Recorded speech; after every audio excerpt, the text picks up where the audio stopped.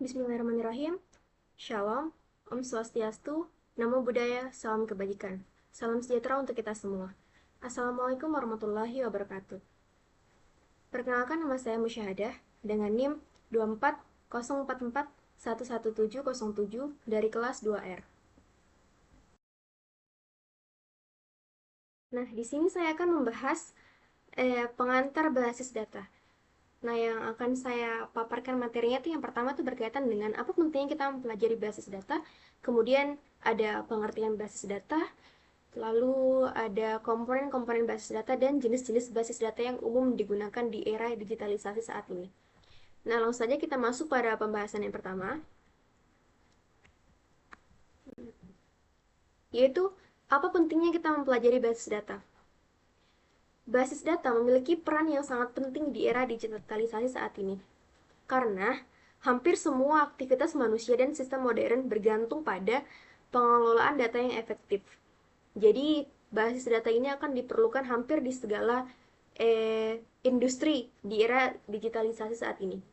Nah, kemudian poin yang kedua adalah keamanan informasi. Nah, basis data modern saat ini dilengkapi dengan berbagai fitur keamanan seperti kontrol akses, enskripsi, dan pencatatan aktivitas pengguna untuk melindungi data dari penyalahgunaan atau serangan cyber. Jadi, keamanan informasi sekarang tuh menjadi sangat penting seiring meningkatnya ancaman terhadap data pribadi dan organisasi. Kemudian yang terakhir tuh ada efisiensi pekerjaan. Basis data juga memungkinkan otomatisasi berbagai proses yang meningkatkan efisiensi kerja dan mengurangi kesalahan manusia. Nah, jadi basis data ini akan lebih mempermudah kita dalam mengelola data dan menjadikannya sebuah informasi. Saya masuk pembahasan berikutnya. Uh, nah, Apa itu basis data? Basis data sendiri adalah kumpulan data yang disusun dan disimpan secara sistematis di dalam sistem komputer, sehingga data tersebut dapat dengan mudah diakses, dikelola, dan diperbaharui. Nah, dalam konteks teknologi informasi, basis data tidak hanya mencakup data itu sendiri, tetapi juga mencakup sistem pengelolaannya yang dikenal sebagai database management system. Jadi, database management system ini merupakan perantara antara pengguna dan basis data. Nah, basis data ini dalam dunia yang semakin digital itu akan sangat dibutuhkan dalam berbagai aspek kehidupan, baik baik di dunia bisnis, pendidikan, pemerintahan hingga sektor kesehatan. Nah, kemampuan basis data dalam mengelola volume data yang besar, menjaga integrasi dan konsistensi data, serta mendukung pengambilan keputusan berbasis informasi menjadikannya fondasi utama dalam sistem informasi masa kini. Yang pertama itu ada perangkat keras atau hardware. Nah, perangkat keras merupakan komponen fisik yang mendukung sistem basis data. Hardware yang dimaksud di sini tidak hanya berpusat pada komputer saja, tetapi ada yang dinamakan server, komputer utama, dan ada juga media penyimpanan, perangkat jaringan, dan komputer klien. Kemudian yang kedua itu ada perangkat lunak atau software. Perangkat lunak adalah komponen non-fisik yang menjalankan fungsionalitas dari sistem basis data. Uh, Seperti tadi yang sudah disinggung di pembahasan sebelumnya, perangkat keras itu juga yang dimaksud dengan database management system. Kemudian ada sistem operasi, aplikasi pengguna, dan yang ketiga itu ada data. Data adalah inti dari sistem basis data, yakni fakta atau informasi yang disimpan secara terstruktur. Jadi, penyimpanan data-data informasi itu akan disusun secara sistematis ya, terurut ya penyimpanan data. Nah, data yang dimaksud di sini tidak hanya sekedar yang data yang berupa informasi, tetapi ada juga data mentah, data yang belum diolah kan. Kemudian ada metadata, informasi tentang struktur data, data terstruktur, dan data yang tidak terstruktur. Kemudian yang keempat ada pengguna. Pengguna basis data memiliki peran dan tanggung jawab berbeda dalam penggunaan dan pengelola sistem. Nah, pengguna yang dimaksud di sini tidak hanya seseorang yang menjalankan atau yang menggunakan basis data, tetapi ada juga yang dinamakan administrator basis data, programmer aplikasi, user mahir, dan pengguna akhir. Kemudian yang kelima ini ada prosedur. Prosedur adalah kumpulan aturan, kebijakan, metode yang harus diikuti dalam mengoperasikan dan mengelola basis data. Prosedur ini meliputi prosedur backup dan recovery atau langkah-langkah untuk mencadangkan dan memulihkan data jika terjadi kegagalan sistem.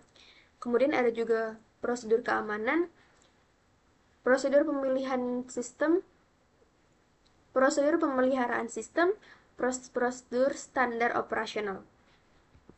Nah, masuk pada pembahasan yang selanjutnya, itu ada jenis-jenis basis data.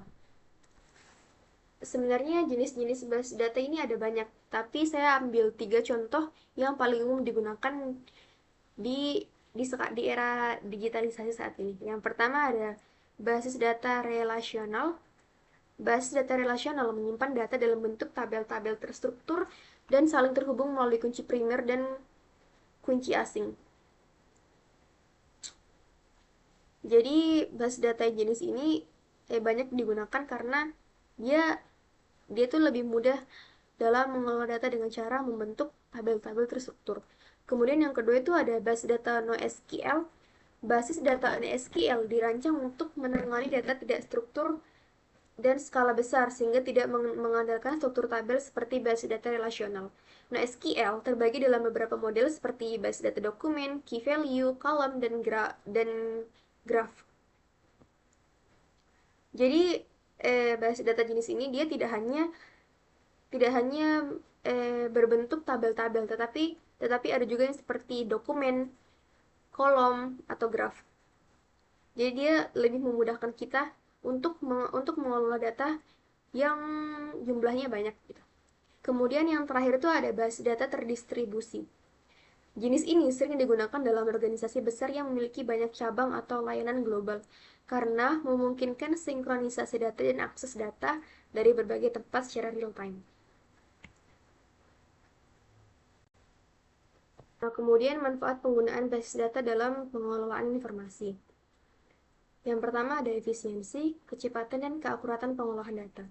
Dalam dunia yang semakin bergantung pada informasi digital, basis data memungkinkan penyimpanan data secara terstruktur dan terorganisasi. Jadi ini akan lebih memudahkan kita dalam mengelola suatu data suatu data yang besar. Jadi ini akan lebih mengelola kita dalam mengelola data. Kemudian yang kedua itu mendukung integrasi dan validasi data. Yang dimaksud di sini adalah penerapan aturan dan relasi antar data. Kesalahan penginputan data dapat diminimalkan dan kualitas informasi yang dihasilkan menjadi lebih andal. Kemudian yang terakhir ada minimalisir kehilangan data. Nah, karena beberapa fitur-fitur keamanan yang sudah saya jelaskan sebelumnya, fitur-fitur seperti kayak fitur-fitur seperti pencadangan otomatis, kontrol akses, dan sistem keamanan pada basis data memberikan perlindungan terhadap kehilangan data, penyalahgunaan, serta pelanggaran privasi. Nah, jadi kesimpulannya adalah basis data merupakan komponen penting dalam sistem informasi modern karena memungkinkan pengolahan data secara terstruktur, efisien, dan aman. Dengan menggunakan basis data, informasi dapat disimpan, diakses, dan diperbarui dengan lebih mudah serta mendukung kebutuhan pengambilan keputusan yang cepat dan akurat. Nah,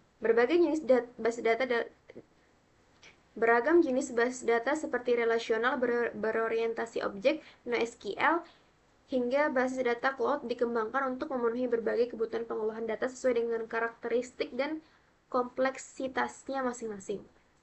Nah, demikian dari saya. Mohon maaf bila ada salah kata. Wabillahi taufiq wal hidayah. Assalamualaikum warahmatullahi wabarakatuh.